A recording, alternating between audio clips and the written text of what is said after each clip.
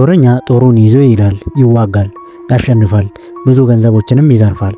ንጉስ አገሩን ያስተዳድራል፣ በስሩ ያሉትንም ሁሉ ያዛቸዋል፣ ያስገብራቸዋል፣ ለጦርነትም ይልካቸዋል።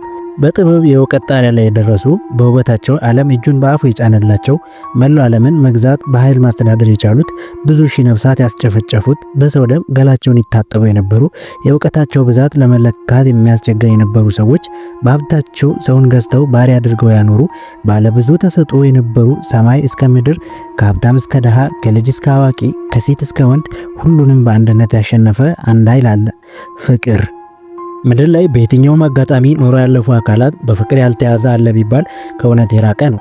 ጥንት ከሰው ልጅ መነሻ አዳም ጀምሮ እስከ ዛሬ ድረስ ቢሳካም ባይሳካም በፍቅር ሳይያዝ ያለፈ ሰው ማግኘት አዳጋች ነው። ፍቅር ከቋንቋ በላይ የሆነ ስሜት ሲሆን ብዙዎችን አገራቸውን ትተው እንዲሰደዱ፣ ክብራቸውን ወደ ጎን እንዲተው፣ ነፍሳቸውን እንዲሰጡ፣ ጨርቃቸውን ጥለው እንዲያብዱም አድርጓቸዋል።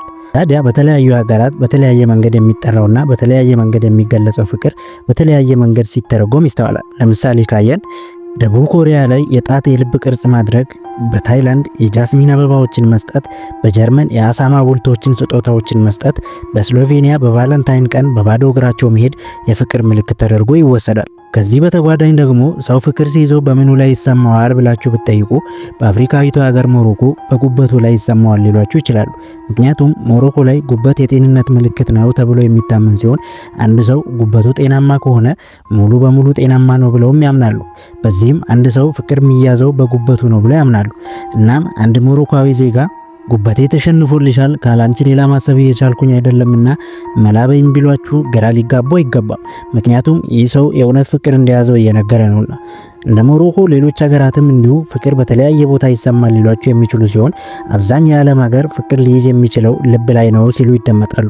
በዚህም ልባቸው እንደተሸነፈ፣ ልባቸው እንደተጎዳ ሲያወሩ ይደመጣሉ። ፍቅር እንደያዛቸውም የልብ ምልክት ተብሎ የሚታመነውን ይህን የልብ ቅርጽም ሲላላኩ ይስተዋላሉ። ነገር ግን ልክ ሞሮኮውያን በጉበት እንደሚያፈቅሩ እንደሚያምኑት ከልብ ማፍቀርም በእምነት ብቻ የሆነ እንጂ እውነታው ይህን አይደግፍም።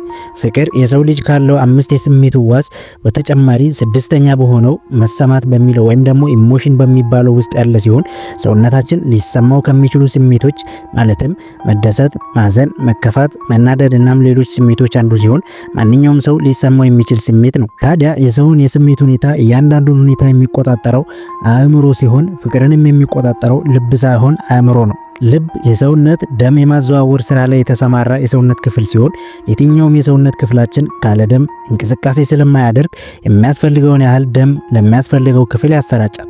ለምሳሌ በፍርሃት ወቅት ከፊታችንና ከሌሎች ክፍሎች ደም በማሰባሰብ ወደ እግራችን ይልካል። በዚህን ወቅት እግር ለሩጫ ይዘጋጅና ሮጦ ያመልጣል። እንዲሁም በንዴት ወቅትም ልብ ደም ከተለያዩ ቦታዎች በማሰባሰብ ወደ እጅ ይልካል።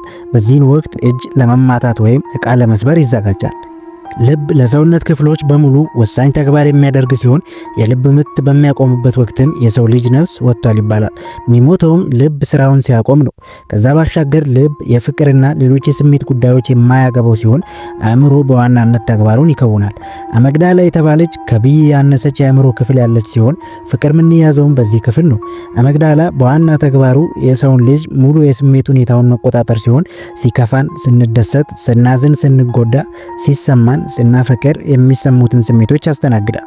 ታዲያ ምናፈቅረውና የሚሰማን በአእምሮ ሆኖ ሳለ ኢትዮጵያን ጨምሮ በብዙ ሀገራት የፍቅር መገለጫው ልብ የሆነበት ምክንያት ልብ ለሰው ልጅ ከሚሰጠው አገልግሎትና አንዴ ስራው ሲያቆም ሙሉ ህይወት የሚያልፍ በመሆኑ ሲሆንና ለየትኛውም የሰውነት ክፍላችን ፈጣን ምላሽ የሚሰጥ በመሆኑ ሲሆን ዋናው የምናፈቅርበት የሰውነት ክፍል ግን አእምሮ ነው። እሱም የአእምሮ ትንሹ ክፍል አመግዳላ።